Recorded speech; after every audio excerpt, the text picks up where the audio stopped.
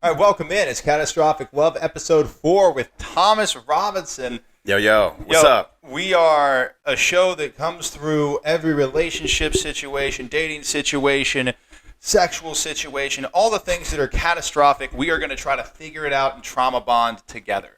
That's the goal here. Is to we're gonna go through the trauma together. We're gonna feel better together. We also got a lot of fun stuff to get to today. Joining us is Thomas Robinson. He's a comedian throughout Los Angeles. Go see his shows. He's hilarious. Thomas, thank you for joining us. Yeah, man. Good to be here. Good to be here, man. It's a blast to have you, and we'll start this off the same way we start off every episode.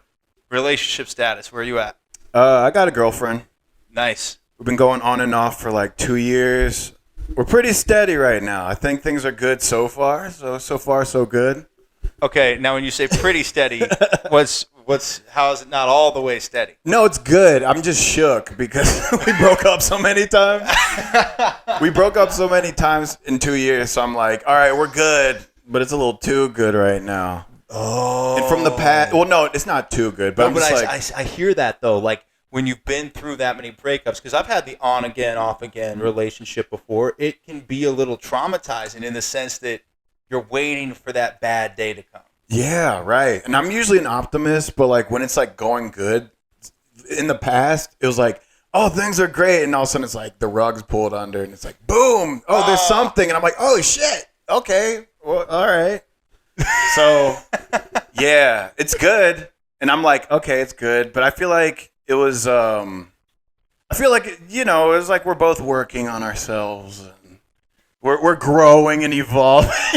Sounds like a goddamn Instagram post from a white girl. I know. I know. We're just working. Oh, let me ask this, T-Rob. Let me ask. Who's the one usually doing the breaking up? It's the other one. It's my girl, man. She's doing the breaking up. What's the reasoning she gives? She, I think. Oh man, she's gonna hate me for this. But I think we won't give her the link. Yeah, without going too crazy detail, I think it was just like she wasn't used to being in relationships. So, and I'm a great boyfriend. Thomas Robinson, great boyfriend. Great boyfriend, you know what I'm saying? No, I think I'm like a severely like even-tempered person. I'd say that, yeah, that's fair. I think if you date certain people, or if you had like a past with people that were like more selfish or like a little rocky, or you had like a more tumultuous relationship, when you get someone that's severely just like normal, you're just kind of like, oh, whoa, this is getting weird, you know? No, I hear that, dude. And here's the thing: I'm usually your girlfriend's. Yeah, right. I'm the one that's like nuts, and it's not because I haven't been in relationships. It's because there's something wrong.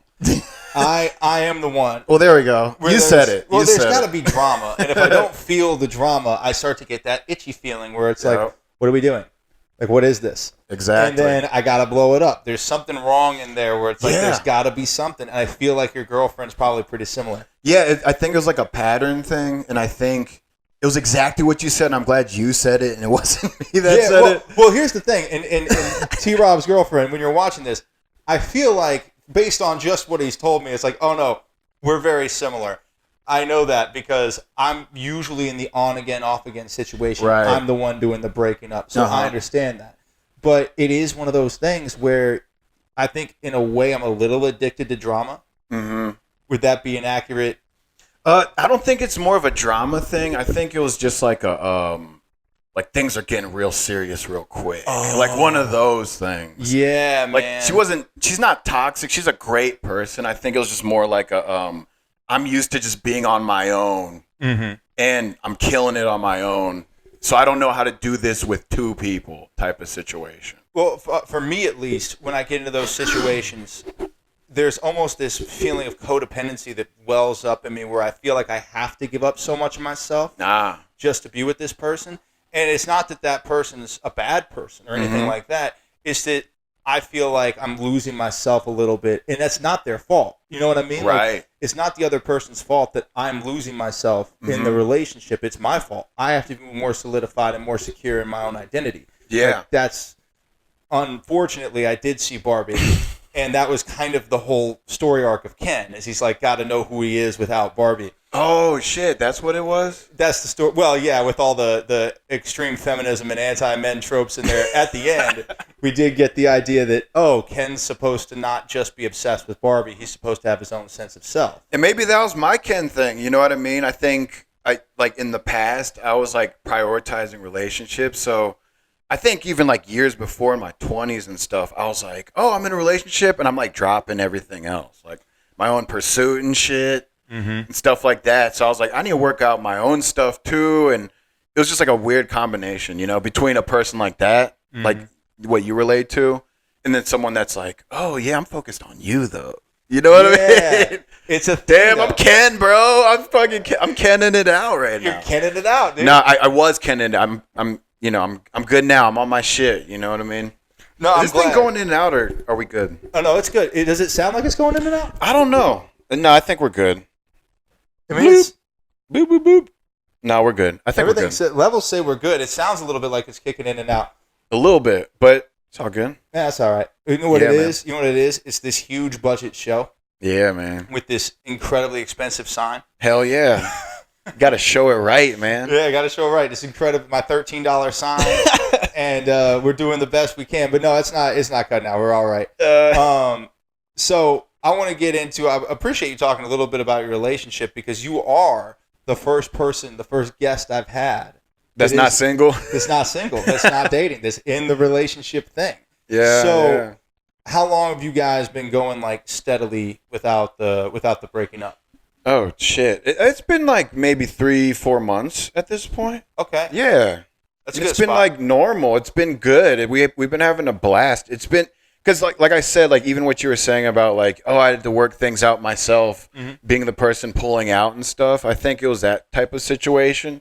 She's like, this guy's a force for good. Like it might be good to let someone else like, take care of these things and that thing. And it's like reciprocated. You know what I mean? I think that's an interesting thing. And I don't know what she did, but as far as what I did in that situation, when I was going back and forth, usually when I would go back to somebody and I would stay for a while, it's after I would realize that it is a really good person.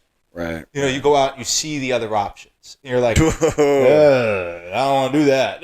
Well, yeah, exactly. Well, that's the thing. Like before this, I wasn't in a relationship in Los Angeles. I've been out here for like 7 years. But like the first 2 years, I wasn't dating or nothing. I like sworn off dating when I first got here, because I was just like, I'm just going to work. I'm on a mission to do something. I want to do comedy. I had to do stuff for work, do real estate stuff. Yeah. So I like sworn it off. And also I was seeing all the people out here and I was like, oh man, these people are crazy. Like what the? Wait, crazy in what way? Like I have a lot of like, damn man. I have like female homies and stuff and friends and acquaintances and stuff. And I see like how they think. Oh yeah. And they'll just be saying stuff like, dudes are trash, but I did this. I like, it's basically like you want a guy to be your boyfriend or act like a boyfriend, but you don't want the accountability of like you having to do something in the situation. 100%. You know what I'm saying? It's an LA thing. It's why everybody says dating in LA is so hard, because people are expecting a lot and they're not willing to give shit. Yeah. It's no one wants to give anything, but everyone wants everything. Everyone wants it all. Yeah. And that's why we're here. That is why we're here. I mean, look, if you want to find a place with less narcissists, you could go pretty much anywhere else.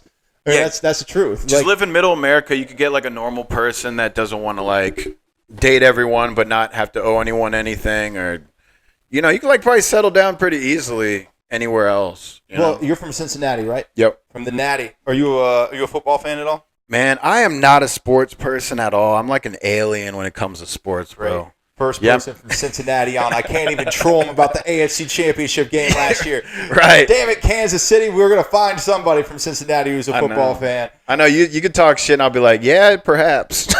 You're perhaps. right. Yeah, exactly. But you're right. In a place like Cincinnati, by the way, Midwest, what's up? Yeah, what's up, man?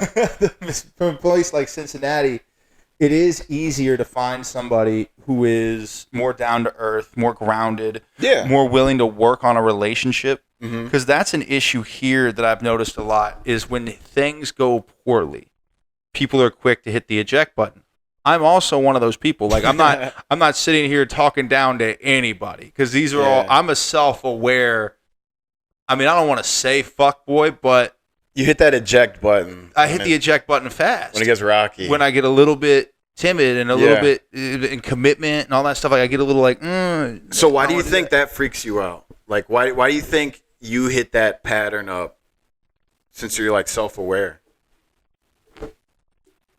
I think a lot of it has to do with the fact that I've been in long-term relationships. I've lived with multiple girls. And I can point to those and I'm like, well, I spent over 3 years in these relationships. I put a lot of time, put a lot of energy. I sacrificed a lot. And then at the end of 3+ years, I got nothing. Nothing. So it makes me weary of wanting to put time and energy into something when it's like, bro, I could read a book. Like, yeah, you can pick up a skill. Yeah, I can do something. Like I can go play basketball. I can go. I'm not putting my time and energy into this relationship that ultimately is going to end up with somebody I'm never going to see again. Right. Like that's, I think my last long-term relationship where I lived with her, it was over 3 years long. And when I made the transition to Los Angeles, she came with me. Oh shit, she went with you. Yeah, it's about 5 years ago. And she came with me and we lasted about 4 months here. And I realized the biggest reason for that is we moved from Kansas City, where I was doing a sports talk show. We came here, and then I stopped paying for everything. And when I say I stopped paying for everything, I mean, like, I still paid for most things, but I no longer paid for all the things. And suddenly, there was an attitude. Oh. You know how it is? Like yeah, oh, suddenly. It's different. And you know what? Tina was on last episode, and she said basically that's just how life works. It wasn't even in context of this story. We were just talking about cheating in general, and she's like, "Yo, if your net worth is enough, you can do whatever the hell you want. I don't care. Just make sure the credit card doesn't get declined." Wow. But that's the thing. I think a lot of people see it that way, where it's like, and I think especially for women, men, I think also to an extent, but because of the dynamics of society and what's expected of men and all that stuff, I think a lot of women, they're focused on, okay, I want someone who's nice, I want someone who's attractive, I want someone that I really like and that I can be friends with, and I also want someone who will financially take care of me completely. Yep. And I think feminism's really working against those people. Right. Because there are plenty of women that I've met here that don't want any of that. There's also a lot of women out here that are out earning dudes. You know what I mean? Especially in our age group, because we're both millennial generation. There was take your daughter to work day. You know, there were all female business things in college. Like they propped women up big time. And now when you see the disparity of jobs in our generation, women are out earning men. Yeah, because they got their shit together, especially at this age. You know what I mean? The older they get, the more they got their shit together. And there's a pressure to hire them. That's another big part of it. There's a pressure to hire them. And it's also harder to fire them. Damn. Because you don't want to open yourself up to a lawsuit. Call it what it is, man. That's what it is. Like, there's a big thing going on right now where people aren't hiring people who put their pronouns on their resume. They don't want to hire them because they think they're gonna be a problem. What? They're going to be sensitive. They're going to sue the company if they get fired. Like, it becomes really hard to fire people that aren't men. Also, white dudes are getting trashed hard. Like straight white dudes like you. Come on, bro. You're fucking... Oh, yeah. We're public enemy number one right now. I embrace the shit. You're getting pummeled. I'm on to it. Like, I'm getting the fur coat that Ken was wearing in Barbie movie. I want that motherfucker. I've renamed my apartment the Mojo Dojo Casa House. Like, I'm ready to rock and roll. I'll put on the villain hat. I don't give a fuck anymore. Dude, that's what I was saying at the mics. Like, when I see you do your sets, and I'm like, bro, just lean into being the freaking arch nemesis villain. Like, you should. Like, it's fun, dude. It's so fun. Because sometimes, like, you guys might find this shocking, but comedians sometimes make things up. A lot, you know. But all my stories, though they're very seated in truth when I do them on stage, I will lean into me being the bigger villain than I actually was. Because I think people just look at me and they're like, oh, yeah, fuck that guy. Yeah, because also you don't want to get on stage and be like, I'm one of the good ones. Like, fuck that shit. Yeah, fuck you. That's lame. By the way, you do see comics like that. They're like, I'm one of the good ones. I'm woke. And it's like, shut up. They're the ones trying to get laid. Oh my god. I see that all the time in comedy. You know, let's go down that road right here. Yeah, because let's go. that is a relationship dating thing. There's a lot of comics that I think do comedy just because they want to get fucked. Where? Like in the Mike scene? Yeah, I'm telling you, I see so many times they try to look like the white knight, the beautiful. Oh, I'm just here. I'm a nice guy. I want to make sure that I'm really the victim. Oh god. In all of my relationships, Oh, God. like, you know what? I'm not sometimes I've been considered a victim. However, even when I got stabbed with a fork, a lot of people think that I deserved it. You can take a fork. You can take a fork. Fuck it. Yeah, man. What's It's that? like, wait, you told that girl she was just like her mom? Well, I think assault with a weapon is really justified here. Yeah, because that was assault with words. Yeah. That was assault with words. You deserved it. See, when the violence is the Yeah. words like that, then you deserved it. People get after me for that shit though, because like I say things on stage that are out there, and like I say things on this show that are they're out there, and people look at me and they don't really think I'm gonna say shit like that, and it kind of hits them off point, and they're like, dude, you could do so much better with women if you didn't do comedy that was painting yourself as the villain. And I'm like, but what's the point? Right, because you're not being authentic Yeah. in yourself then. Exactly. If I just go up and try to act like the most fuckable version of myself, like I'm on a Bumble date, Yeah. what's the point? Chicks are going to fuck you anyway, bro. Come on. Well, here's the thing. You can go on those Bumble dates, and then you can be a more fuckable version of yourself, and then, yes, you will get dates. You will find people. But if I'm going on stage, comedy or my job in general is never going to be a vehicle to try to get me laid. Right. And I know there's a lot of people that do use it that way. And it's weird. I think it's weird, yeah. I never look at it that way, but I guess it's just one of those things. It's just like even, in the scene and stuff, I don't really... Well, it's funny when you see the dudes and there's always like a new girl. There's like a new girl comic that comes in. God, that poor person. Yeah, there's always a new girl comic, and there's always that one comic guy that's like, Dad, do you write? Here, let's write together. You want to do a writer's room situation? I see a future. They like want to like let's brainstorm. You can come to my apartment. We could brainstorm and write together. And You can come hang out in my room with the beaded door. Bring your own chair. You know, there's no chairs in my place, but we can sit Indian style and write with each other. Dude, that is so facts. It's so facts. But Silly. It is different because when you do the all male mics, like if you go to an open mic and it's all dudes, that's when you start to hear the real, man. That's when I start to hear, like, I see dudes that are always kind of like that, and suddenly the walls come down and they change. They don't give a fuck. And I'm like, oh, okay, well, I'm that way all the time. Yeah, man. But that's the thing. They kind of let those walls down, and then they go, well, now we can say whatever we want. And I'm like, It's so funny, to be fair, you can say whatever you want all the time. You're just too big of a pussy to do it. Like, yeah, man. Yo, it's so funny that you're saying that because I like admire people that like to make people uncomfortable or just like be like you're saying, like just you could be off-putting or piss people off and be your true self. Because I feel like I'm such a nice guy. Even when I'm trying to get jerkish, I feel like a jerk. So I'm like, oh, God. Oops, sorry, guys. I didn't mean to say that. And it's just weird. You're a nice dude. Like, I feel too nice. I feel too eternally nice, but I'm not going to change that. Well, yeah, no, you got to be yourself. But I also don't want to be like a people pleaser bitch. You know what I mean? The people pleasing thing is tough because I've dealt with that too. Like I think I'm getting better at that. I'm actually, I think, getting a lot better at that. It's probably my biggest thing that I'm focused on is to not say yes to things that I don't want to do. Right. But it takes time, dude. Absolutely. And I think that's a big thing when it comes to comedy. And it also works in relationships too, where when you first meet somebody, I think it's kind of the same as when I first see somebody on stage. You're seeing a version of them. Right. When somebody's really good on stage is when those walls break down. And you get to that authenticity. You get to who they really are. That's fucking awesome. Starts getting interesting. Yeah, right. Everyone has their idea when they first start comedy. You have to kind of break that shell of what you think you should be. It's funny, yeah. Dating's the same way though, because I remember when I first started dating, especially in LA, I would go out and I would just be too damn cheery, like it would be too much. Oh damn! And it worked, obviously, like it was fine. Like people here are by and large fake anyway. But as far as finding a real connection, it becomes really tough if you're just going to go out there and tell everybody what they want to hear.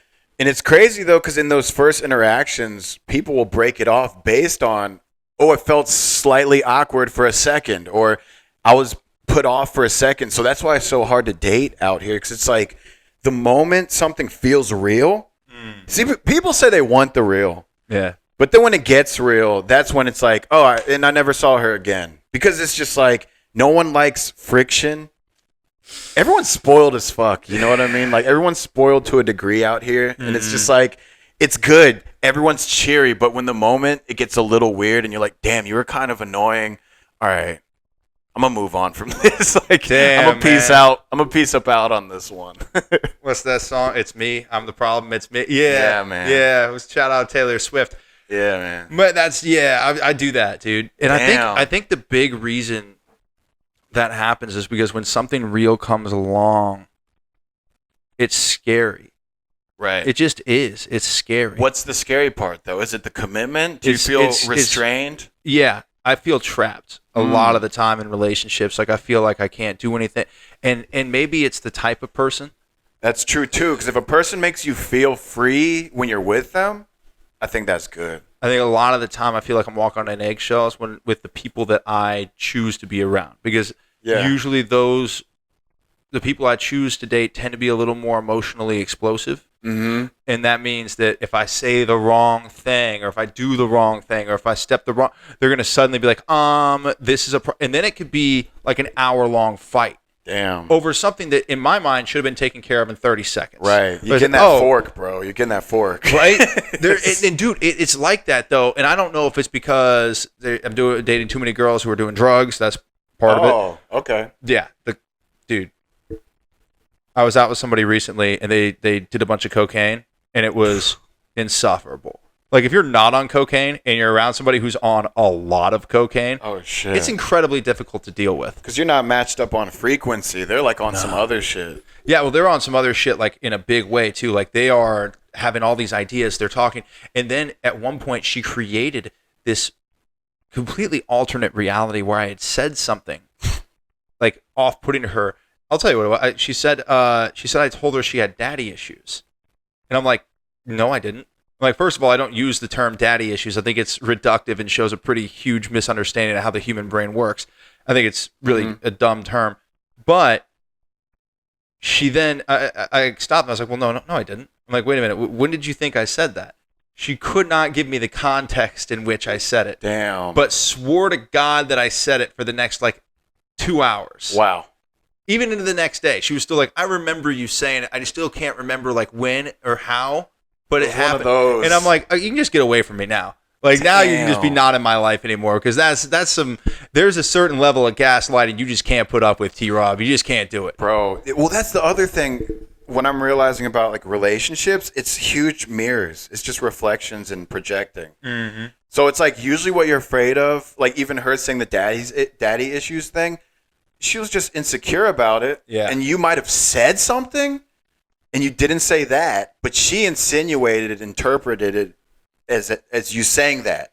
And then she got in her shit. She got in her feelings. And then the drugs made her think it was real. And then the drugs. Also, people on cocaine are annoying as shit when you're not participating in it.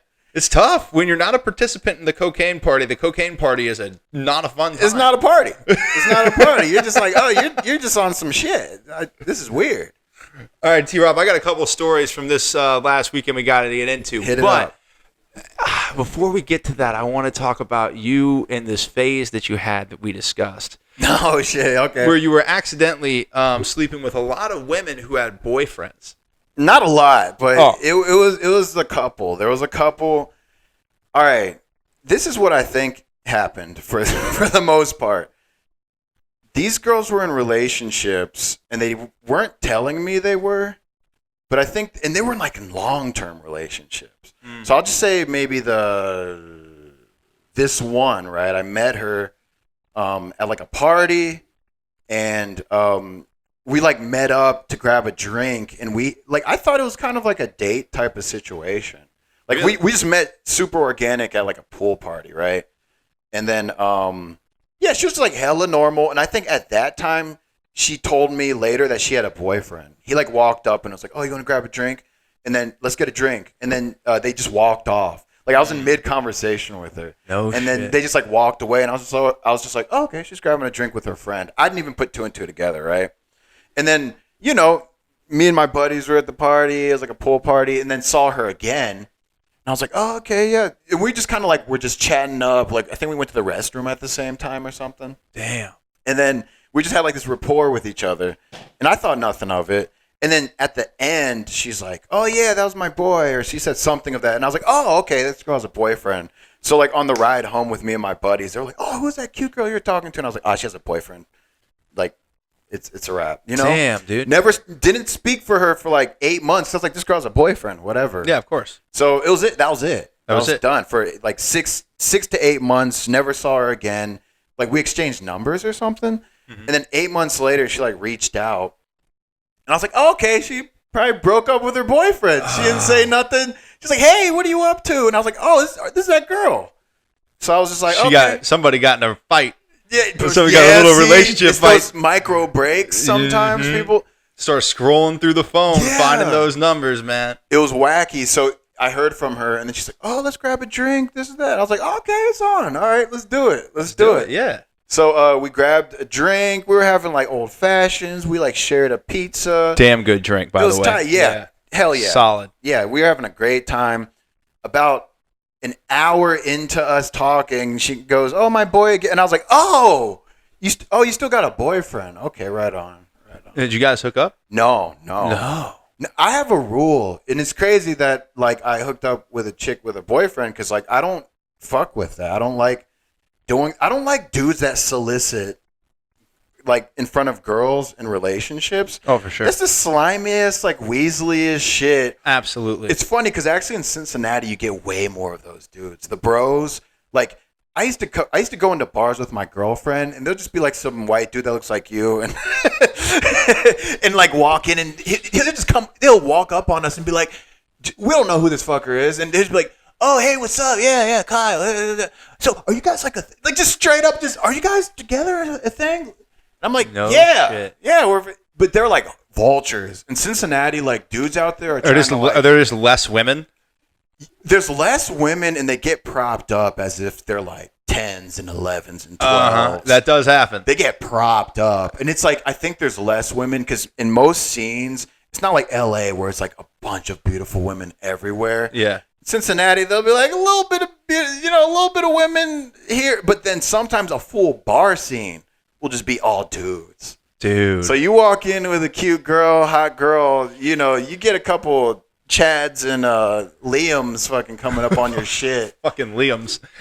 Yeah, but like, they'll try to take your girl in front of you and stuff. Oh yeah, you guys are good. Oh yeah, have the conversation. Then he'll like channel in on my girl and be like, yeah. I'm like chiming in. He's just like not even looking. I'm just like, all right, this motherfucker right here. This motherfucker right here. That's happened to me before in LA. Oh, really? And in Kansas City. I will say the all dudes in the bar thing is more of a Midwestern thing. Like that is a thing. Yeah, here, man. I don't know that I've gone to a bar and seen all dudes in LA. Exactly. But the way that I have in the Midwest. But I got an interesting story about sleeping with a girl who has a boyfriend. Uh-huh. I didn't know because I wouldn't be that motherfucker. Like I just wouldn't. Right. So I start hanging out with this girl, and she's like kind of in the same friend group as me, whatever. And we start sleeping together, and I didn't realize until later that like she would only come over late. Like she would come over like 11 or so. Mm-hmm. We never really we very rarely would go out anytime before 11. Like the late meetup. Yeah, the late meetup. So then I'm talking to one of my friends, my best friends, and I'm telling him like, "Oh yeah, Kristen and I we're sleeping together like at least once a week." Mm-hmm. And he goes, "Kristen, wait a minute, Kristen Downey?"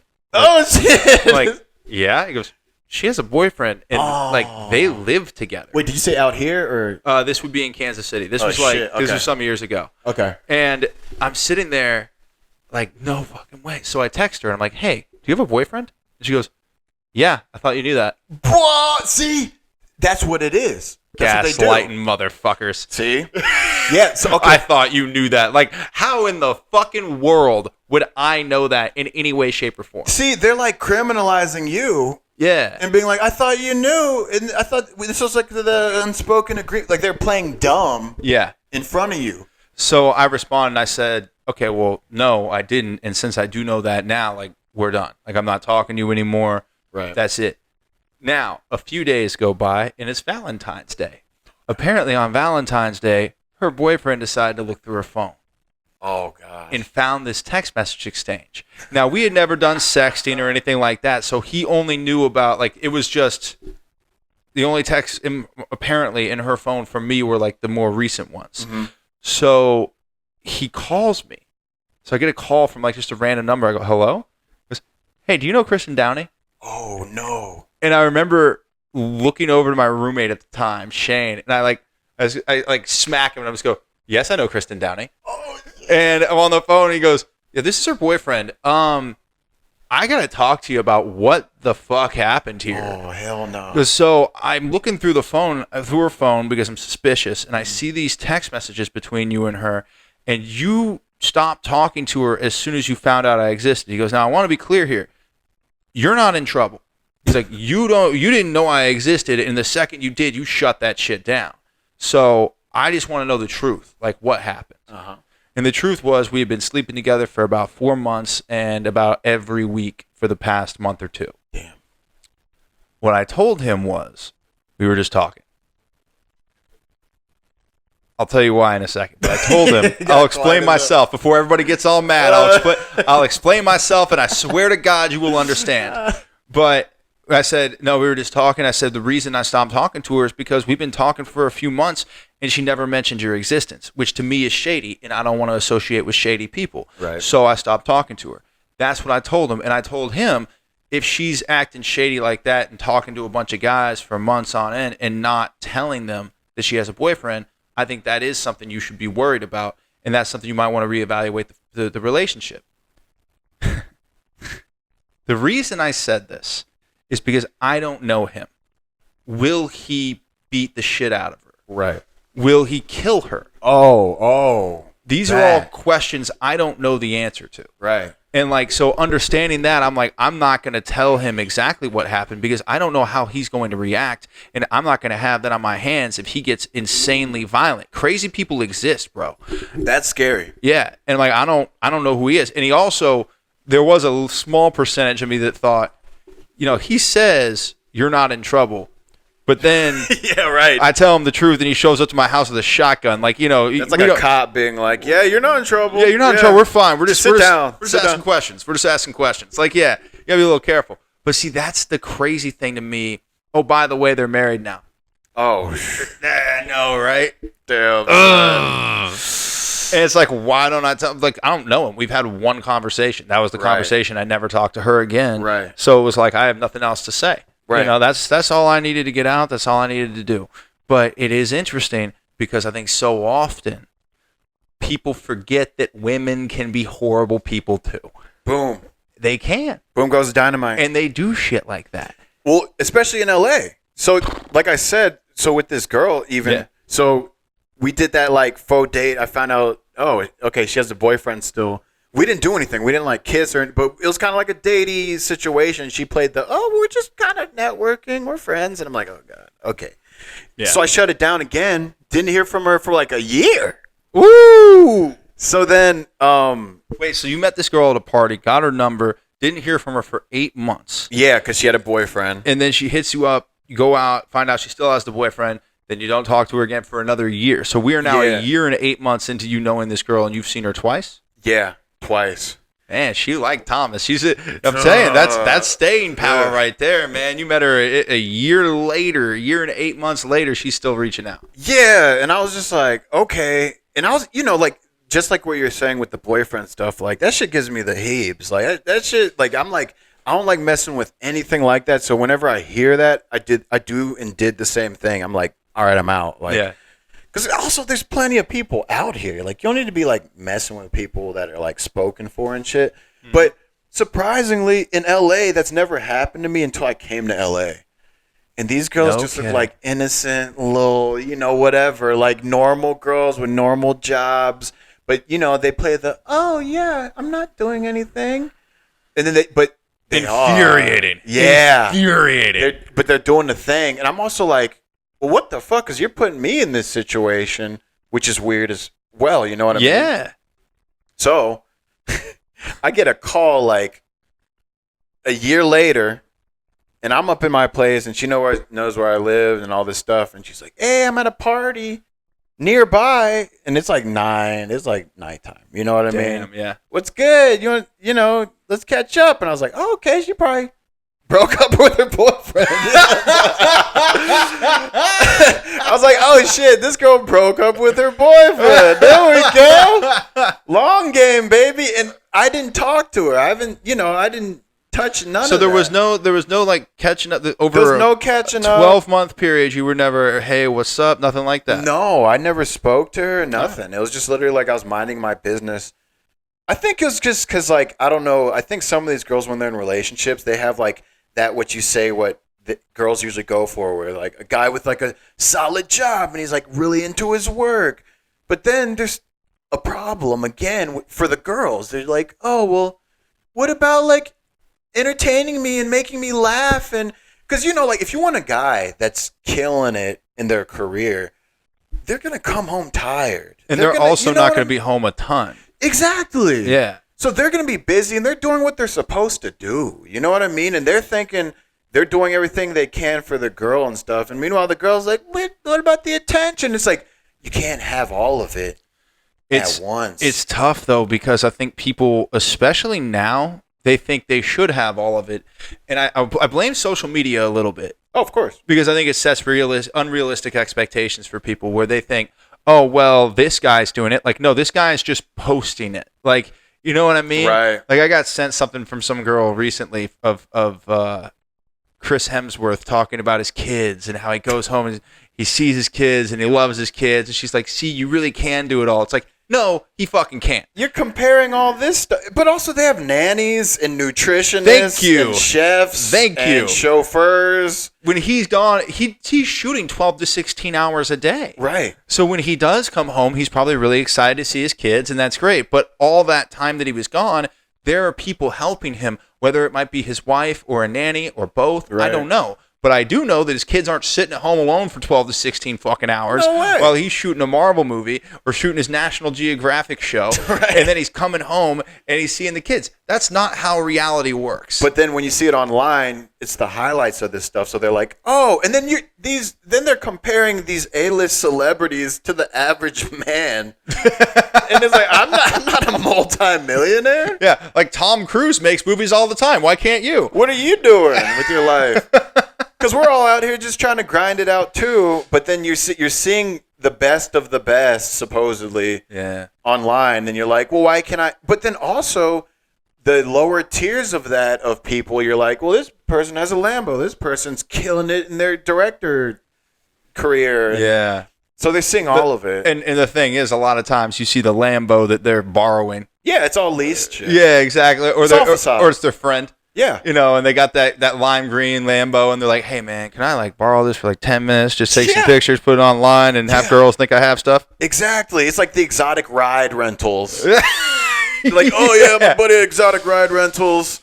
And Dude, just post up. Like, I would do an exotic ride rentals just for the gram. Like, I've been thinking about that. I'm like, because I'm on, I go down Hollywood Boulevard a lot when I go to, like, Fourth Wall Comedy Cafe. That's down the street. Shout out. Joe Menente, let's go. By the way, Joe Menente, shout out on every podcast I've ever been on. Fuck yeah, Joe's the man. He is the man. And when he will kill you, by the way. He'll kill you. Don't cross Joe, We'll kill you if you cross Joe Menente. Yeah, fuck that. We coming for you.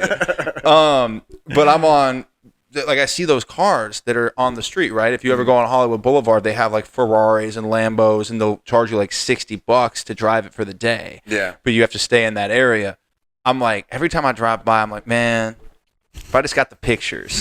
Just the pictures? I just got the pictures. But what when the girl comes through? She's like, where's the Lambo? The headlights aren't working. You know, there's excuses. Yeah. There's excuses. You just go into that fuckboy mode where you just start making shit up. You're like, my assistant's, he's just borrowing. I'm just helping him out. Yeah, he's taking someone on a date. He's got a first date tonight. Wanted to give him a cool ride, man. Just wanted him to be good.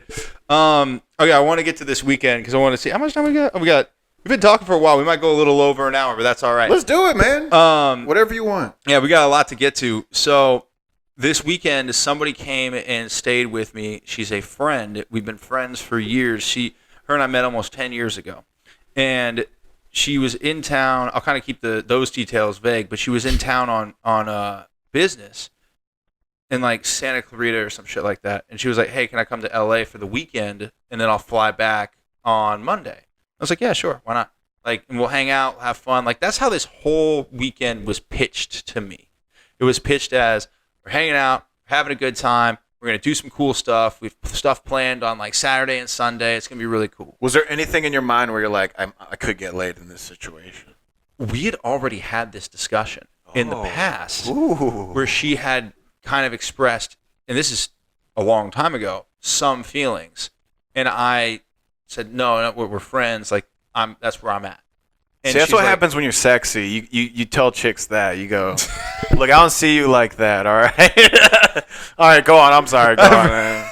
Sexy boy shit. All right, let's go. Let's do it. Okay, I will say this. I don't love when people say that. Like, I know, I always say that at Mike's too. But, like, I also understand that, like, hey, I'm not going to complain about it. Like, it's okay. I'm not going to sit here like, don't you say that about me. But we'd had the discussion. So she shows up here, and within the first 5 minutes, she gives me a bottle of sensual massage oil. Here we go. Which I kept just to show that, like, I'm not making this shit up. Unopened, by the way. Unopened. Still in the wrapper. Yeah. She brought it, and she started talking about that. And again, this is within 5 minutes of her being here. How did she pitch it? She was like, oh, I got this for later if you want. Damn. And then I asked her, I won't say where she's from, but I asked her, how is it? I go, like, how's Phoenix, right? She's not from Phoenix, but I said, how is it? And she goes, I'd rather not talk. I'd rather just make out. Damn, she went for it. And it's so awkward because then I was like, I said no. Like, I was like, no, I'm good. I was like, and then I had to start having the conversation. I'm like, what I'm viewing this weekend as is what it was pitched to me as, a fun weekend. We're gonna have a good time. We're gonna do some cool stuff. We're gonna do some touristy things. We went to the Hollywood Bowl, saw Portugal the Man. That was the shit. Hell like, yeah. Yeah, it was good. So we had all these things planned, and I'm like, so that's what this was pitched to me as. That's what this is to me. If you're putting more pressure on this than that, I think it's going to be a problem. She's like, it's no problem. It's no problem. It's no problem. Then, like, that night, she, like, passes out.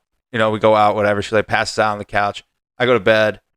And then at some point between then and the morning, she comes into my bed. Damn. Starts to touching stuff and all that. And I tell her, and she's like, come like spoon me. And I go, I'm good where I'm at. Damn. And then she kind of said something else, try again. And I told her, I'm good where I'm at. That probably hurt her ego. And then she got so fucking mad. And she got so huffy and puffy. And she got up and she left. Damn. Next night, same exact fucking thing happens. Gets into my bed again. I'm like, what are you doing? Like, no, I'm good with where we're at. Like, that's what I'm telling you. And then she gets up. She huffs and puffs, gets all mad, yells, leaves my bedroom, right? I walk out, like, I'll go back to sleep because I'm a person. And I wake up like 2 hours later, whatever. I come out of my bedroom, everything's gone. All her stuff's gone. She dipped? She dipped. Oh, shit. Now, I did tell her this after the first time it happened. I told her after the first time she came into my room, I go, listen, you got really pissed off when I didn't fuck you. If you had a friend that had a male come to her home and sell her the weekend as a friendship weekend where we're going to go do some fun stuff because you happen to be in town on business and we've been friends for years and years, so let's just, we're going to have some fun. And then he came into her bedroom at night. And then when she refused his advances, he got angry Yes. and blew up about it, you would be like, that's a problematic rapist. That wouldn't be good. That would be your reaction. Right. And that's the thing. It's like there has to be a two-way street. Accountability, right? Accountability, Ladies and dude. gentlemen. And like that, I got to be honest, man. It really frustrated me. I felt sad. I almost felt like I remember when I came out and I saw that everything was gone. I felt sad. Like, I've known this person for almost 10 years. Wow. And for that person to decide that, well, he doesn't want to have sex with me, so fuck him. Right. She believed it. Yeah, and like I just whatever's going on in there. And here's the thing: I tell this story, and I'm sure there are plenty of dudes watching, like, you little bitch, like just fuck the girl and stop being a weirdo. But she's not my type. There we go. I'm not attracted to her. Are guys allowed to have types? Yeah, am I allowed to not be Jeez. attracted to somebody? Like, the fuck? And if you flipped the genders, this would be like the most horrifying thing to so many women. Yeah. Like, oh my God, how dare he come into your room at night? It's like, yeah, I get it. I'm 6'3". I'm not small. Yeah. So there's going to be less of that for my story. Still not okay. And also, girls aren't going to pressure if it was flipped around to be like, just fuck the guy. He's in your bed. Yeah, just fuck what? the guy. He came all this way. Yeah. You know, it's like he brought lotion. Like, if a dude brought lotion, come on, man. Imagine a guy going to a girl's Brought house, lotion. just bringing out this like massage oil lotion, just like, hey, here's what I want to do this weekend, and then you resist and say that's not what I want to do, and then he just keeps trying for the next 2 days. Oh God. Like, it's just nuts to me. You're fighting the good fight by having standards for yourself. I felt a little bit that way at the end. I was like, I feel good that I didn't do it, because if I had done it, it would have been one of those things where I'm going against what I want. I'm going against who I am just to people please. Like, we talked about the people pleasing thing. Right. It felt like a big milestone for me to not have sex with that person. And I feel like, I remember when I grew up, I went to high school in the mid to late 2000s. I feel lame as shit right now, just even saying all that. But that's some young boy shit. It you know? is. Like, young boy shit's like, fuck it, who cares? But, like. But here's the thing. I feel like kids, and maybe that's what it is. Maybe that is what it is. Maybe you get a little older and you start going, hey, I don't really need to do this. Right. Maybe that's what it is. I've had buddies where they're like just trying to get body count numbers, like killing it. I've never been that guy though. So I'm like a weird anomaly. Like I'm never like she's there, or I'm drunk at the bar. I'll go with a 4. Just to get it in. You know what I mean? Like, do you have any buddies that are like that? Were you that guy? I've been that guy. I've 100% been that guy. Absolutely. I've been I had a that guy. feeling. Sometimes you just get horny. That's reality. Right. But like, that's also someone I don't know.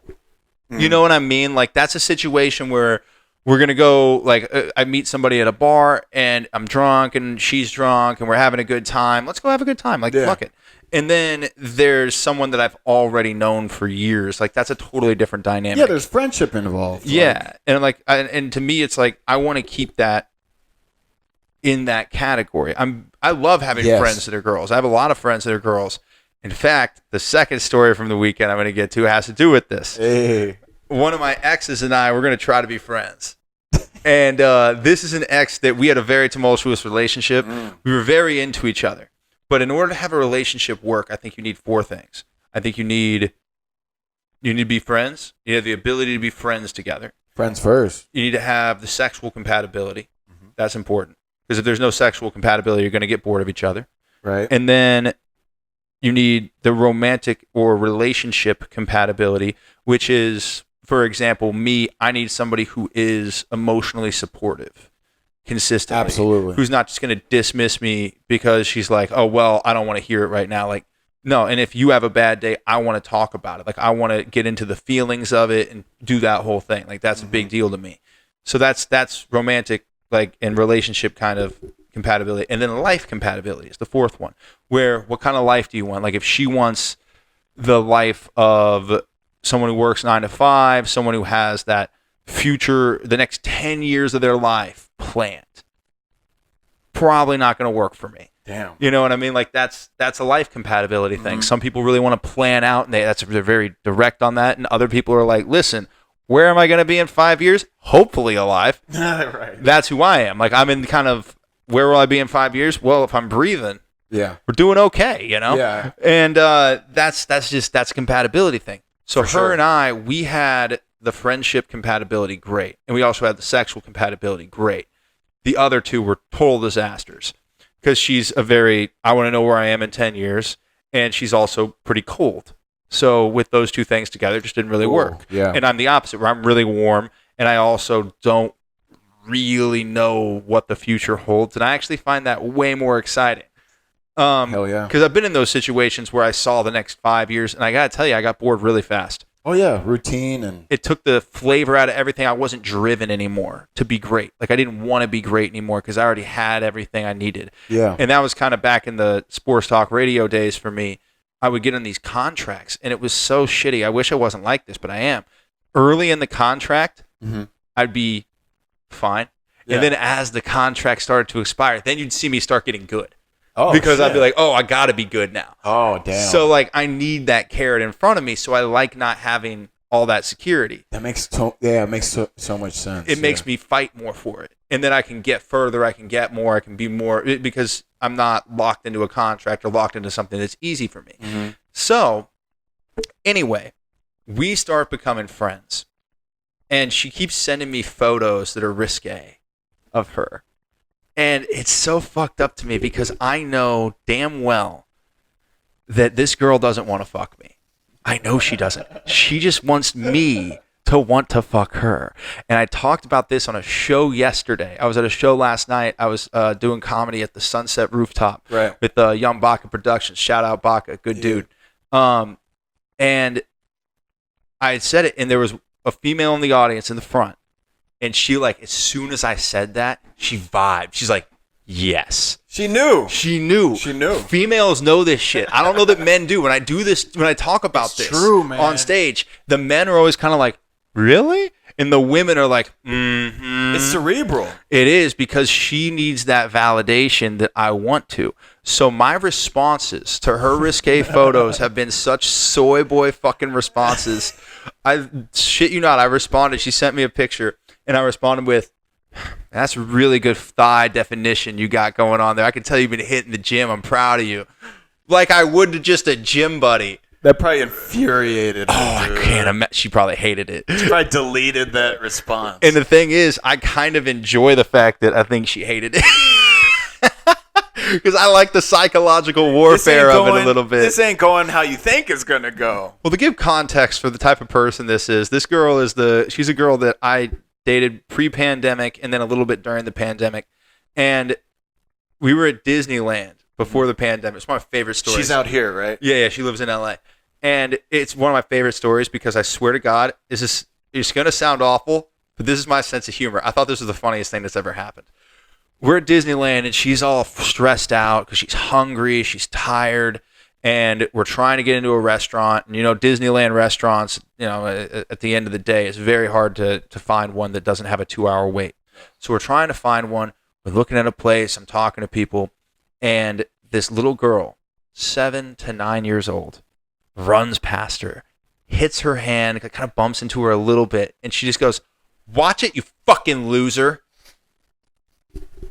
Like dead fucking at her, dude. And then the kid stops and turns and like looks at her like, and then runs off. And I'm just like, yo, Haley, we need to get the fuck out of here. Where is she from, by the way? What? LA. She's from LA. Native. She a white girl? Yeah. White girl, blonde girl. Damn! Yeah.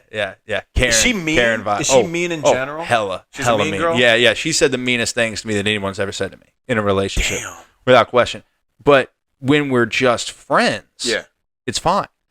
Right, because there's no leverage. Well, and there's not that feeling from her that she has to dominate the situation or she has to like control the situation. Wow. Doesn't matter because we're just friends. And I remember I told her, I was like, "Oh, we got to go," and she goes, "Why?" Like she didn't get it. She just goes, "Why?" And I go, "Well, because you just told a child that she's a fucking loser, and now she's gonna go tell her mom, and then I'm gonna be the one that has to goddamn deal with it." Right. So we're leaving. Yeah. So we leave Were all you that pissed, stuff. or were you more like, calm, dismissive. I thought it was the funniest thing ever. Oh, I thought it was the funniest fucking thing. Like, I had to kind of hold my shit together because I'm like, we really do have to go because if her mom's comes, like, it's going to be an issue. yeah. But I thought that was the funniest shit. Oh my and I God. know it's terrible and like, oh no, but trust me, the 9-year-old girl who got called a fucking loser she'll be fine. I don't think that'll be the derailing of her life that sends her to the stripper pole. You know what I mean? Oh my God. And by the way, not that there's anything wrong with the stripper pole. Yeah, do your thing. Shout out Body Shop. It's nearby the studio. Do your thing. Wow. Yeah, man. It's intense. So now we're trying to be friends, and she's pulling all this, baiting me. She's baiting me. you. And Is I she still can see going that shit. after the thigh thing? Oh yeah, still going. Damn. Sent me a picture today. She's trying to dominate. Oh, really? Yeah. She's trying to pull all that shit. But here's the thing. I know her game, but she's really good at it. And I think that's what drew me back into wanting to be friends with her is because I know the games she plays and I like to try to win them. And when we were dating, that's the same way it was. You guys are some sick fucks, We bro. really you guys are. are. Some sick fucks. We really are, dude. Like, You guys are gonna hate fuck each other at some point, bro. It's gonna be great. It's gonna be great. You're gonna tell us about it. I'll see you in a couple months, bro. Yeah. And you're gonna tell it on Catastrophic. Here's the thing, man. If you don't see me in a couple months, worry. Yeah. It's funny because at a mic, because you always talk about like relationship stuff, and I remember I was just riffing off of what you were saying, and I was like, you know what? Like people are gonna die like calm deaths in life, hopefully. But you should be more worried about women trying to stab you and murder you, just out of passion. Just specifically you, because women are just gonna love you so much. They wanna hurt you. Scooch this way a little if you can. Just make sure we don't fall out of frame. They're gonna want to hurt you. Yeah, they're so in love with Bassano. I think it's. I don't think it's love. There's no truth to that, but I'm just joking. I don't think it's love though. I think a lot of times it's. I know what they want, and I kind of go out of my way to not give it to them. And I think that because I know it's going to trigger them, and I can't help myself. Sometimes I just want to do the most triggering shit I can think of, dude. Damn, son. This is the way it is. That's hilarious. We got a couple things here to get to. Oh, all right. This is actually a good transition. We'll get to this, and then we'll find out how would someone get Thomas Robinson if they wanted to approach him and they wanted to pick him up if he weren't in a relationship. Yeah, hypothetically. Hypothetical. We'll get to that at the end. But first, I got to know, since we've been talking about it, you said you've been with a lot of unstable girls. Yeah. He says, yeah, man. Spoken like a man who's been with too many unstable girls. I think it's weird. I've realized at my age now, because I wasn't always the most stable person. I used to have like a temper and shit. Yeah. And I still have one. Really? I'm still on that shit. Yeah. I'm super zen, so I never yell with my girl or in the past. Like since I've been in LA, I've completely switched up. But I think it frustrates some of the girls I've dated even more. Yeah. That I'm not reactive. Because then they're like, just show me something. And I'm like, no, you're tripping. Like, I'm too old for this shit now. Like, that makes them even more mad. Yeah, it makes them pissed. Because they're like, well, say something. Because it's also like the psychological thing. They're like, I'm going to get you to do this. And I'm like, okay. And they're like, what? How dare you? You know? So I think, I was a little more wild in my 20s. But I was like dating girls that just...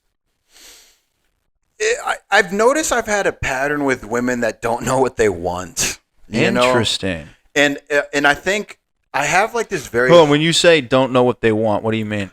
Just with anything. Career, relationships, relationships with their parents. Like in my 20s, I was like dating a girl and she was just like so up and down about everything. Nothing was like... There was no foundation. But she even hit me one time when we were in our 20s, like, can you support a family? I'm like, I'm 23. What the fuck are you talking about?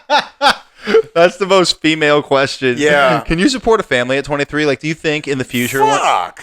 23? As if you would have the answer to that. Right. But it's funny because she was so afraid to say it for years. So then, like 19, 20 and stuff. But I think at the time, I was like still... learning to man up, you know what I mean? Oh, I got you. But I'm in college, you know what I mean? Like I'm having fun. I'm not thinking about the future. So I wasn't an angel back then, but I wasn't like cheating or like doing dumb shit. I think I was just like aimlessly, I was a 20-some-year-old. Yeah. But the girls I was dating would just be the same way, but then looking at me under the microscope, like, and then everything. But I think it was the communication part. Just getting in shouting matches over the dumbest shit. Yeah. And then we'd give each other the silent treatment. We'd like go on a date or just hang out, and then like one thing would be said, insignificant, right? Yeah. And I'd be like, "What's wrong?" And then she would never tell me what's wrong. Dude. So then I'd be like, "Man, you're and then I would get mad because I'm like, "You're acting weird," and then she's gaslighting me, being like, "Well, I'm not acting weird," and I'm like, "You are," and then we get in a huge like shouting match for like 3 hours, and then 3 hours into it, then she'd go like, "Well, yeah, because this," and I'm like, "Oh, so there was something wrong. You were just fighting," and it was always that. So it was super dysfunctional. And then, and then I would like date people in between, but I was like going in and out in this relationship. And that makes it hard too. The most dysfunctional, and that's probably like the girl that you're being friends with now. Like one of those things. Like you guys probably had like passion. You were passionately like you guys really bonded, but like the communication sucked. Yeah. And you both couldn't talk. And I was trying to like break through, and then she was always like not allowing herself to open up. But these were like multiple girls. Like it was like prideful shit. I think that's part of it too. I think it's a big pride thing, and I get it though, man. For what though? You know what I mean? Like, why are you salty? Like, you see, not everybody's as zen as Thomas Robinson. I'm that's zen clear. as hell right now. He's zen, like you know that shit. Like you can feel that. Because actually, you sit there, you're kind of like, I'm good. Everything should be good. Why are you? What's the problem? I'm not going to partake in like arguing because, like you said, some people are used to the arguing. Mm-hmm. So then, when you're in an environment where you're with a partner and they don't argue, you're like, this is weird. And it might even fall into the category of like the routine thing or knowing what's happening in 5 years, because then they're like, this is boring. You know what I mean? Yeah. Like this guy's stable, but this feels like a 9-to-5 Midwestern guy. He's trying to marry me, you know? Oh, wow. It's crazy because I give off those vibes, but I'm never like being like, I'm trying to marry this girl. Yeah. So, but you are a relationship person. Yeah. Like I was like dating before this relationship, but this is my first like real relationship in Los Angeles. Nice. But congratulations, by the way. Thanks, bro. Yeah. I didn't think it would happen. I was honestly like, all right, I'm just going to be single. I'm just going to grind it out with comedy and just whatever. Like, whatever. I wasn't going to do like the online shit. Like, bro, I suck. I did not do well on dating apps. Wait, why not? Okay, we got to go down that Yeah, road. dude. I know. There's so many twists and turns. I don't care. The sign's already fallen. We're good to go. Dude, I was killing it in not a good way on the dating apps. It's funny because I think I just didn't know the language. Like, I was putting pictures up that were like screen grabs of a video of me because I didn't have pictures of myself. Oh, no. Well, that's what's going on. You're right. Come on, man. We got to find filters. You got to do a little. I wasn't versed in that. I didn't know. And I never take pictures of myself. And also, my friends never take pictures of me. Yeah. So I just never had actual photos. And then I have buddies that were like staging their pictures, and you got to do this, bro. A picture where you're like with the bros, a picture with, and I was just like, well, they have to know that you know people. Yeah, it's all pictures of just you by yourself. They go, well, where's his friends? Does he have any friends? Is he insufferable? Which is so fucking stupid. Right. But it's the way our minds work, and I felt the same way when I'm on dating apps with girls. If it's like no pictures of your friends, it's just her head. Even though I know I'm stupid for thinking that, like I'll look and I'll be like, so everyone hates you? Like, is but I feel I feel like for mine it was dumb. just like the snap judgment because I always had whack pictures, so I don't think I just did well. So I just never got a good match. I know you've talked about this on stage before. Right. It's one of my favorite bits that you do. You say that dating apps are a problem for you because you have a baby face. Right. You do have a baby face. I have a baby face, so I feel like in LA, like girls go for like manly looks, you know, like chiseled jawline, beards and shit. So if a dude looks like your best friend's like younger brother on like the dating app, they're not gonna be like pass. You know what I mean? Yeah. So it's funny. I've always been an organic dude. Every girl I've ever dated here, and even before in Cincinnati, have all been chicks that I've just met hella organically. Whether it's like college, class, at work, mutual friends and shit. So luckily I've been okay. I haven't done the dating app shit. What's the craziest way you've met somebody in real life? In real life? Yeah, well, you say I guess organically. What's the most like one where you're like, wow, I can't even believe that happened? I mean, I don't think I feel like a vanilla, boring ass person because usually it's like just normal shit. Like I used to work at this retail place at the Grove, and I like met people there, just like chatting them up, and like probably that pool party one too. That was kind of, I don't know if it was crazy, but generally speaking, my motto with meeting girls are always like my end goal is never to sleep with them or like even date them. I don't know why. What's the end goal? Be cool with them, and if Just I like like be you friends. and if we vibe, Yeah. then it might turn into something. Like I'm attracted to all women. Like I think all women are beautiful to some extent, you know. Yeah, Thomas Robinson, good guy. All women are, beautiful for the most part. For the most part. But yeah, I think I psychologically do it for myself. Because I think when I was really, really young, I used to like crush on girls and it just wouldn't work out. Like they would just have a boyfriend or they'd be dating other people. So I think psychologically, I've always been like, oh, she don't like me. And then my buddies will be like, oh, no, she likes you. And I'll be like, no. And then it always becomes a pleasant surprise because it's like, I'm like psychologically telling myself it's not something. I'm just playing it cool. And I also think that's a good move for a guy. I think it's the perfect move. I call it friend energy. Friend energy. I said when you first meet a girl, you want to give off friend energy. Treat them like you would treat a guy, not like busting balls and stuff. Well, yeah, not like that, but but you treat them like a person. Yeah, like a human, guys. You know what? That's a way to put it. I will say that's a good way to put it. But the way I mean like friend energy is like when I talk to somebody, like don't talk to them like you're trying to sleep with them or don't talk to them like you're trying to date them. Right. Just talk. Right. And be friendly. And then if things go that way, it's great. If That's how I things feel. don't go that way, hey man, that's okay too. Yeah, because even in LA, I actually have like more female homies than I do guy friends. And they're all beautiful, but we're friends. I've never hooked up with my friends. I've always treated them as like a friend, but it's good. Because I think we all have like that buddy that's always trying to shoot their shot. Oh yeah. And they ruin just even friendships or even like having cool female friends just because they tried. I think it's an ego thing. I really do. The shoot your shot kind of thing. I think it's like, if I don't shoot my shot, it's because I'm soft. Like, you know what I mean? Like, they kind of get that in their head. Like, I have to do this. Yeah. And I know that because I have felt that way before. Yeah. Like, I know I got that shit in check, but there was a time where I think I was hitting on people just for the sake of hitting on them because I would feel like if I didn't because I was scared. Right. I would feel like I didn't hit on this girl. Why didn't you hit on her? Well, I didn't.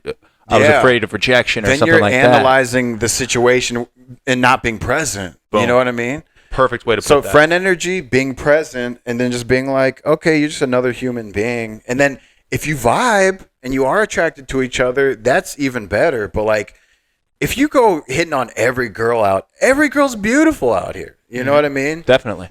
Their personalities can suck though. You know what I mean? So if you see some girl that you're terribly attracted to and then you're like shooting your shot, you're just like, okay, we're not compatible, but you could be good friends. You know what I mean? Exactly. You could end up being friends. You could end up, and also you could meet end up someone through them. Yeah. And you could also just end up having somebody in your life who has your back. Right. Which is great. Yeah. Because there's a number of women that I know that if I needed something and I called them, boom, they're there. Yes, the best friends. They show up more than the dudes do. All my female homies really rally for me, man. I need better female friends than my God. I got some female friends that are all right, but like now the bros always come through stronger Really? than the, oh yeah. I need always. more bros, man. We need to start hanging out. Fuck yeah, we should hang out. Fuck yeah.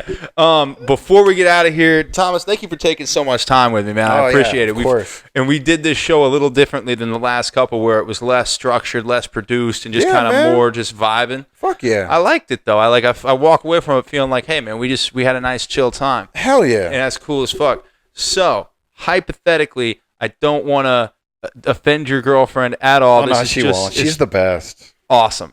Yeah. That's the way to answer Yeah. that question. Yeah. Very well done. I think he meant it, but like even if you didn't, that's the right answer. Yeah, of course. You know. But it's sort of the show, man. At the end, we say if someone was to approach you, if somebody wanted to get with you, how would they do it? What would be the best way to approach Thomas Robinson? Don't take yourself seriously. Nothing makes me melt more than a girl with like a sense of humor. Nice. So like when I see like a girl I'm attracted to and they're like being silly, like not like, you know, I wouldn't even say tomboyish, but being able to like play grab ass, like be around guys and still be able to like be silly and not take them, not like poise yourself to where you're like got this wall up. So it's like have a sense of humor. Just be cool, like be a real person. And everyone always says that. So I'm gonna like being real is like, yeah, just like be genuine, you know, be a genuine person. Don't play games. I don't like people being mean to other people. So be kind to other people. Take care of yourself. Like, and also just be, I like a silly girl. I like a girl like to be silly. Like my girl, she's like that, you know, she's like the dance. She's silly. She's cool. She's very like not agreeable, like in a passive way, but like, I don't like arguing. Like I've had those times in my life. Like we've had that with like girls. So I want peace and fun. Yeah. So it's just like, be fun, be silly, be genuine. Also definitely just have your own thing. Like it doesn't matter if you like to like sew. It doesn't matter if you like to cook. Yeah. Anything. Just have something outside of your job. Oh, like a hobby. Yeah, I've dated girls here where they were just like, oh, you know, I got off of work. And I'm like, okay, so what do you like to do? And they're like, have you seen Impractical Jokers? Like the show. And I'm like, oh, God, fuck. She just watches TV. You know what I mean? Yeah, you got to have something. So have something. Even if it's just like the gym. Yeah, it doesn't have to be like... Because like I dated somebody before where her hobby was just like she'd go to the gym. And I'm like, do you? Cool. Go ahead. Yeah. But like I like something. The gym too. Yeah, go ahead. Have fun. Do something besides like gossiping about like celebrities or like talking about TV shows or fame. I really hate, my pet peeve is anyone that talks about famous people as if they know them. Really? Yeah, it's annoying. Hold on. Give me an example of that because I'm not sure what you mean. Like someone being like, can you believe like so-and-so, like Ice Spice is like, I don't know, like broke up with her boyfriend, like as if they like know them. And I'm just like, why do you care? Like, why do you care about this? I don't like people that are like so installed into like celebrity culture or just other people talking about. Do you know Bassano has this show and this and that and like, but talking in a gossipy way? Yeah. You know what's funny? The amount of text messages I got when Machine Gun Kelly and Megan Fox like had their tiff in February. See, like shit like that, bro. I got so many texts because I'm a big Machine Gun Kelly fan. Like people know that. Like I've been a fan of Machine Gun Kelly for like since 2011 when he was a local rapper in Cleveland. So like I've always been there, and I've stayed true even as all the hatred came with the success. Yeah, I stayed true to it, but everybody kind of knows that about me. So the second something like that, everybody texts me, and I'm like, I don't know him. Like, what do you want me to tell you about it? Like, I don't fucking know. Right. Do I think Megan Fox seems like the most fun person in the world to hang out with? Probably not. Maybe she is. I don't know. But I see her. Every time I've seen Megan Fox, she has that look of like, she might kill you. There's dark energy. Yeah. Have you seen Jennifer's Body? Yes. Great fucking movie. Great movie. Great fucking movie. Man, that's like a cult. That's like a cult film. Like, it great. Is. Yeah. That's like something you can watch over and over again. It's a great. If you haven't seen Jennifer's Body, I think it's Megan Fox's best performance. Yeah. And it's hilarious too. Oh yeah, so it's funny too. So she's got that dryness about her, and I think, man, I bet she has the ability to be so fucking mean. Oh my god, yeah. Yeah. I bet when she flips the switch, I bet it's real. You know, someone else like Ariana Grande. Whenever I see her, and look, I just get dark energy. I'm just like, man, interesting. There's some darkness popping off here. She used to be with Pete Davidson, right? Right. And then now she's with like, see, now I'm talking about celebrities. Yeah, well, but shit, we're in it. But that's it. She just got divorced, didn't she? Something. I think she's like with that dude that plays SpongeBob in Broadway now or something like that. I don't know. There's a SpongeBob on Broadway. Sometimes you learn new stuff. Yeah, I didn't know. I don't know. I had no idea. I see these things on Instagram, and I always go not interested, so I'm not seeing celebrity gossip. I hope that was a coherent. No. What would be what I pulled? hypothetical? What I pulled from all of that was one word: authenticity. There we go. And I think that's a win in anything that you do. Hell yeah. You know, relationships, life. If you come at it because nobody can be you. Right. You know what I mean? Like when I see course. fake people, you see like a lot of people that try too hard and all that stuff, and you see them, they're kind of just carbon copies of each other. Even when And they're it's so trying obvious. so hard to be individualistic. It's so obvious. Oh, yeah. And they're trying, too. Like, when I see... Because I spend a lot of time at punk shows, and even though I don't look like it, but I like punk music. Oh, nice. I never knew that. Always. I spend a lot of time, like, at the whiskey... I go to the whiskey all the time, right? shit. Stuff like that. So, I love that shit. And every time I go there, you see a lot of people that they call posers. And the people that dress the part... They're trying so hard. Right. And I always just kind of see it as, oh, they're going through their journey. Yeah. You know, they'll find themselves figuring it eventually, out. but they'll go through their journey. Yeah. But once you get to that authenticity, man, that's when I think you're really ready for something real. Yeah, everyone's got their own shit. Like, everyone's got their own... Damn, I'm about to get a real east side. Everyone's got their own healing journey, too. You know what I mean? I said the H word, I was bro. saying, that's some Los Feliz stuff right there. Yeah, that's some Los Feliz shit, bro. I had to go Los Feliz, man. I'm on the east side now, so I'm getting real holistic.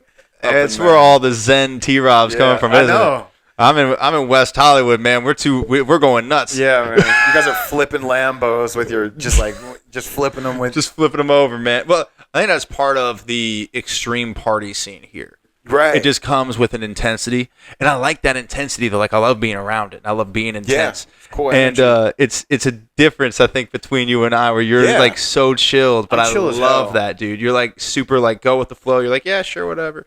I sometimes feel like it's a detriment, though. You know what I mean? My girl Yeah. actually said something because she like does like film and videos and stuff. But she said something actually really profound, which is crazy. She's like, people are really afraid of being inauthentic, and then she corrected herself, and she's like, no, people are actually just afraid of being boring Oh man. or ordinary. So that's what it really is. People don't want to. They're afraid to be authentic because they're afraid their true self is boring. I never thought about that, but it makes sense.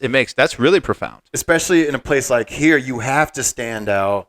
And that's why sometimes when I'm on stage, I talk about that. I'm like, bro, I'm boring as shit. I'm like middle of the road, all this shit. But you know, Oh, that's right. You said, I think it was like the other day, like I don't have opinions. Yeah, I was like, I don't have opinions, bro. I don't have opinions. I'm middle of the road, and I hate it because you know it's like more exciting. It's funny because like that's why we like adventures and horror movies because there's danger. Yeah. There's no movie that's like, all right, well, this thing, and then nothing happens. It's Seinfeld, you know? Yeah, exactly. Like, oh, everybody's just going about their day, and that's all it is. You know. Dude, I love that though, because everyone's so afraid of being. What's wrong with being ordinary? That's why we all escaped from our ordinary lives to come here to be extraordinary. You know? So the fear is, what if I come here and I'm just a boring motherfucker? Well, shit, man. Cincinnati's nice. You know, there's. That's why Cincinnati. I can go pluck chickens in the factory. You know? Be resentful. Get a nice. You know, nah. No, dude. I will say this though. You are not just You're not boring. Thanks, bro. We've sat here. We talked for well over an hour. Yeah, you're man. You're not boring. So your Thanks, authentic Bassano. self is fucking awesome. Thanks, bro. Thanks for coming on, bro. Appreciate man. it. He's Thomas Robinson. I'm Mike Bassano. Thank you so much for watching Catastrophic Love. See you next week. Peace.